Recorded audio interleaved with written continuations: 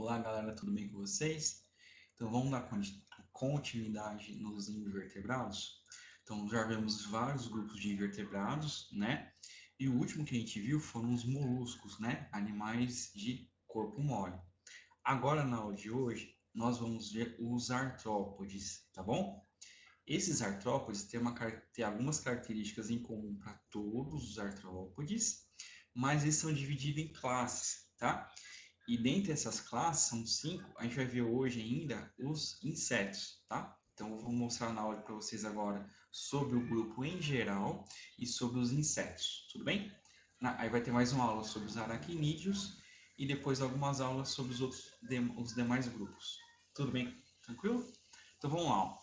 Então, o nome artrópode vem da ideia de artro, pernas, né? Podes, aliás, artro, articulado e podes, pés, né? Ou pernas. Então, o nome quer dizer pernas articuladas.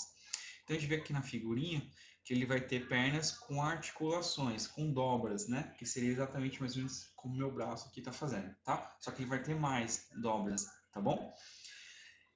Por que ele tem que ter isso? Porque ao redor do corpo dele, ele tem uma estrutura chamada exoesqueleto. Ou seja, o esqueleto desses animais fica do lado de fora do corpo dele, tá? Então imagina você com aquelas armaduras medievais, toda dura, né? Então, tendo essa armadura por fora, você vai ter pouca mobilidade.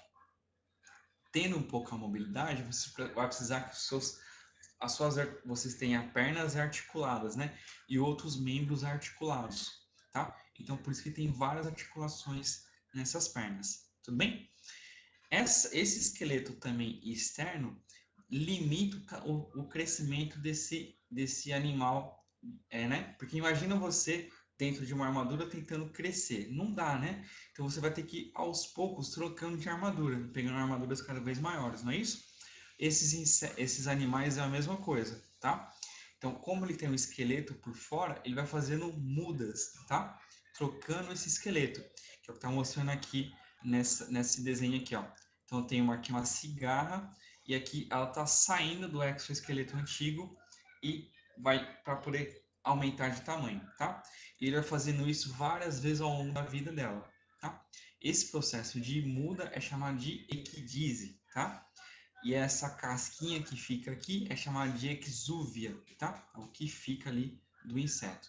Tudo bem? Então já vimos que ele tem pernas articuladas, né?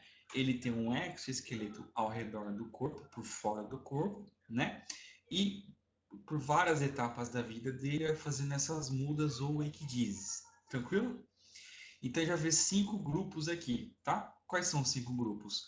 Artrópodes, aliás, insetos, crustáceos, aracnídeos, quilópodes e diplópodes, tá? 5 grupos. Então agora eu vou mostrar os insetos para você. E na próxima aula, os aracnídeos.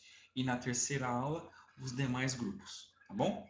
Então, ó, quem são os insetos? Então a gente tem alguns exemplos, né? Que a gente conhece no nosso dia a dia. Cupins, formigas, baratas, percevejos e assim vai, tá? Eles podem ter um meio de vida aquático ou terrestre. E uma novidade muito interessante aqui, que nenhum outro grupo tinha, que a gente estudou até agora, são as asas, né? Então, nenhum grupo que a gente viu até agora tem asas. Esse aqui é o primeiro grupo a ter asas. Qual é a vantagem de ter asas? A sua mobilidade fica muito maior, né? Então você tem mais facilidade de procurar alimento, procurar abrigo, procurar parceiro para acasalar e assim vai, tá? Então esses insetos não é à toa que ele é um dos maiores grupos de seres vivos que tem no planeta, né? Eles conseguiram se dispersar no ambiente terrestre muito facilmente por ter asas, tá bom? Legal. E como que olhando um invertebrado eu sei que ele é um inseto? Então vamos lá. Então tem algumas características que todos os insetos têm em comum, tá? Quais são essas características? Bom, o corpo desse animal é dividido em cabeça, tórax e abdômen, tá? Cabeça, tórax e abdômen. E essas divisões são bem claras, né? Então a gente consegue diferenciar aqui, ó, cabeça, aqui no meio tórax e o restante aqui o abdômen. Três partes, né, no corpo. Tranquilo? Outra coisa, ele vai ter 3 pares de pernas, tá? Ó, ele vai ter 3 de um lado e 3 do outro. 3 pares, ao total 6 pernas. Tranquilo? Além disso, ele vai ter um par de antenas, tá? Um par de olhos. Tudo bem? As asas aí é um pouco variável. Ele pode não ter asa, tá? Ele pode ter um par de asas ou 2 pares de asas, tá bom? Mas o que é fixo é a divisão do corpo em cabeça, tórax e abdômen, os 3 pares de pernas, um par de antena, um par de olhos, e as asas é variável, né? Pode não ter asas, pode ter um par de asas ou 2 pares de asas. Tudo bem? Então, a gente olhando um animal, a gente consegue identificar basicamente que ele é um inseto pela divisão do corpo em 3 partes, os 3 pares de patas, de pernas, perdão, a antena, um par de antena e um par de olhos. Tudo, se tiver isso aí, é inseto, tá? Você precisa ter dúvida se é inseto ou não. Beleza, ó. Ele vai ter um sistema digestório completo, ou seja, vai ter boca e ânus, tá? E vai ter um aparelho bucal especializado para o que ele se alimenta. Então, se a gente pegar um pernilongo, por exemplo, ele vai ter um aparelho bucal especializado em sugar. Se a gente pegar uma formiga, ele vai ter um aparelho bucal especializado em cortar, né? É diferente. Tudo bem? A respiração desse animal é feita por traqueias. O que são essas traqueias? São tubinhos canalículos, tá? Que vão transportar o oxigênio diretamente da atmosfera para as células, né? No nosso caso de nós humanos, o que acontece? Quando a gente respira, o ar vai para os pulmões, dos pulmões vai para o sangue e do sangue vai para as células, né? Aqui nos insetos não, é direto, do ar para as células, tá? E aí, para isso, ele vai ter que ter algumas aberturas no corpo dele, tá? Essas aberturas são chamadas de espiráculos, tá? Então, ele vai ter alguns furinhos por onde vai entrar o ar, e esse ar vai passar pela traqueia e vai para as células do animal, tá? Beleza. Essas mudanças que eu falei lá no começo, essas equidizes nos insetos, ela pode ser de 3 tipos, tá? O animal pode não ter metamorfose, que é a mudança. Ele pode ter metamorfose completa ou metamorfose incompleta, tá? Então são 3 tipos diferentes. Vamos ver cada tipo, cada um por vez, ó. Só deixa eu dar um zoom aqui. Esse caso aqui da borboleta, da mariposa, são metamorfoses completas. O que é uma metamorfose completa? Metamorfose em si é mudança do formato do corpo, né? Então, de uma fase para outra, esse animal muda completamente a morfologia do corpo dele. É por isso que o nome é metamorfose completa. Então, assim, ó, tem o ovo, a larva, a pupa e o adulto. Se você comparar, nenhum é parecido com o outro, né? São totalmente diferentes, né? Então, o ovo é totalmente diferente da larva, que é totalmente diferente da pupa, que é totalmente diferente do adulto, tá? É por isso que o nome é metamorfose completa. Tudo bem? Aqui nesse percevejo aqui, eu tenho uma metamorfose incompleta, ou seja, depois que ele sai do ovo, a fase jovem aqui, que a gente chama de ninfa, ela é muito semelhante ao adulto. Então, a morfologia não muda tanto. Muda mais quando sai do ovo para a fase jovem. Depois não muda mais, né?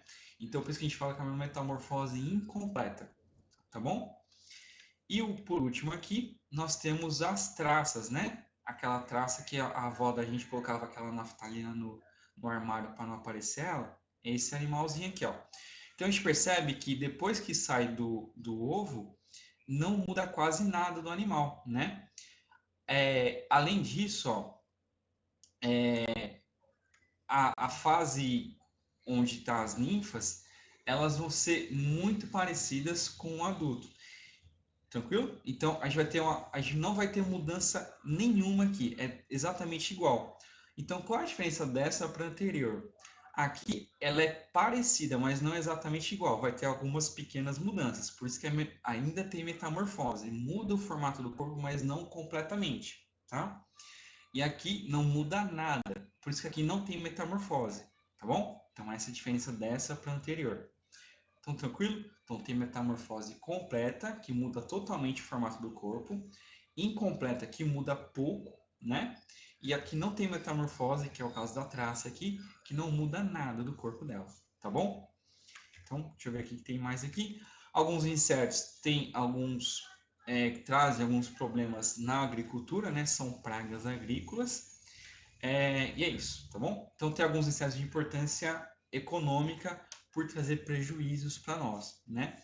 Os mais comuns são os que trazem prejuízos para a agricultura, tranquilo?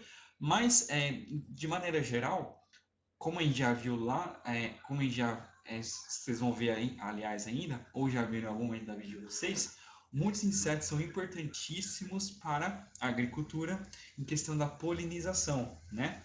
Então, é um pouco complicado isso, porque geralmente o agricultor não entende, alguns agricultores, né, não entendem que tem animais benéficos e outros maléficos. E eles vão lá e aplicam inseticida e mata tudo, né? Sendo que os benéficos são importantes serem mantidos lá para fazer a polinização e gerar os frutos, né? Mas isso é uma outra história. Tudo bem, gente?